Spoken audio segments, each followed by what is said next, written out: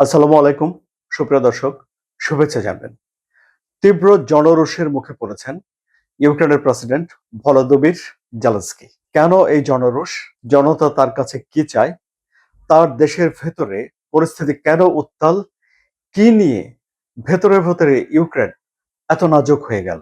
এই সবকিছু আলোচনা করব এই কন্টেন্টে। আমি আনোয়ার সাদিক আপনাদের সঙ্গে রয়েছে। জনতা চায় তাদের বরখাস্ত হয়ে যাওয়া প্রতিরক্ষা মন্ত্রী মিখাইলো ফেদোরভকে আবারও শপথে ফিরে পেতে। জেলেনস্কির ওপরে চাপ রয়েছে যেন তাকে শপথে ফিরিয়ে নিয়ে আসা হয় এবং এই প্রতিরক্ষা মন্ত্রীকে ফিরে পাওয়ার জন্য তার পদে ইউক্রেনের ভেতরে বিভিন্ন জায়গাতে বিক্ষোভ হচ্ছে।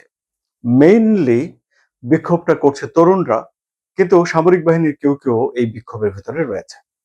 এখন তারা জেলেনস্কিকে শুক্রবার পর্যন্ত সময় বেঁধে দিয়েছে যে শুক্রবারের মধ্যে মিখাইলো ফেদোরভকে আবারও প্রতিরক্ষা মন্ত্রণালয়ে আনতে হবে, না হলে তারা দুর্বার আন্দোলন করে তুলবে। এখন মিখাইলো ফেদোরভকে যদি এই পদে আনতে হয়, তাহলে সে দেশের যে সেনাবাহিনী প্রধান ওলেকজান্ডার সিরস্কি তার নাম, তাকে এই পদ থেকে সরিয়ে দিতে হবে। অর্থাৎ দুজনের ভেতরে একটা সাপে নেউলে সম্পর্ক রয়েছে, একজন অন্যজনকে দেখতে পারে না।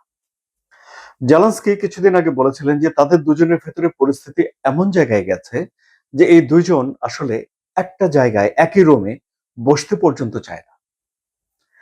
তো বরখাস্ত করার পরে মিখাইলো ফেদোরভ একটা সংবাদ সম্মেলন করেছিলেন, যেখানে তিনি তার দেশের সেনাপ্রধানের সঙ্গে তার বিরোধ রেষারেষির বিষয়টিকে স্পষ্ট করে ফুটিয়ে তুলেছিলেন। অলেকজান্ডার সিরস্কি তিনি কম কথা বলেন বলে গণমাধ্যমগুলোতে আছে। এখন তিনিও একটা বিবৃতি দিয়েছেন, যে বিবৃতিতে তিনি ব্যাখ্যা করেছেন মিখাইলো ফেদোরভ এবং অলেকজান্ডার সিরস্কি দুজনের বক্তব্য যদি খুব মনোযোগ দিয়ে আপনি লক্ষ্য করেন, তাহলে দেখবেন যে তাদের ভেতরে যুদ্ধ পরিচালনার নীতি নিয়ে এক ধরনের বিরোধ রয়েছে এবং এই সেনাপ্রধানের বিরুদ্ধে অভিযোগ উঠেছে যে তিনি ড্রোন দিয়ে যুদ্ধ করতে পছন্দ করেন না। তিনি বলেছেন যে এটা একটা বিস্ময়কর অভিযোগ। আবার তিনি বলেছেন যে 10 লাখ মানুষের একটা সেনা দলকে রাতারাতি ড্রোন নির্ভর যোদ্ধা বানিয়ে ফেলা যায় না, কারণ শুধুমাত্র ড্রোন দিয়ে যুদ্ধ করে যুদ্ধে জেতা যায় না। এটা হলো তার বক্তব্য। অন্যদিকে মিখাইলো ফেদোরভকে যারা সাপোর্ট করছে তারা বলছেন যে একটা সোভিয়েত আমলে গড়া, সোভিয়েত আদলের, সোভিয়েত মানসিকতার বা সোভিয়েত মডেলের একটা সেনাবাহিনী দিয়ে বড় সোভিয়েত মডেলের সেনাবাহিনীর বিরুদ্ধে কি যুদ্ধ জয় করা যায়? দুই পক্ষের যুক্তি কঠোর, কঠিন যুক্তি। দুই পক্ষই বলছে যে তারা দেশপ্রেমিক, তারা দেশকে ভালোবাসে, দেশের জন্য রাশিয়ার বিরুদ্ধে তারা লড়াই করছে, একে অন্যের বিরুদ্ধে তাদের কোনো লড়াই নেই। কিন্তু বাস্তবতা হলো যে ইউক্রেন তার সেনাবাহিনী প্রধান এবং তার প্রতিরক্ষা মন্ত্রীকে এক পেজে রাখতে পারেনি। তাদের ভেতরে ঐক্যমত্য নেই, তাদের ভেতরে ব্যাপক পরিমাণে দ্বিমত রয়েছে, এমনকি ব্যাপক গণ আন্দোলন তৈরি হয়েছে এবং তাদের ভিতরে যে ঐক্য, রাশিয়ার ভিতরে যুদ্ধ চলাকালীন সময় থাকার কথা, সে ঐক্য বিনষ্ট হচ্ছে।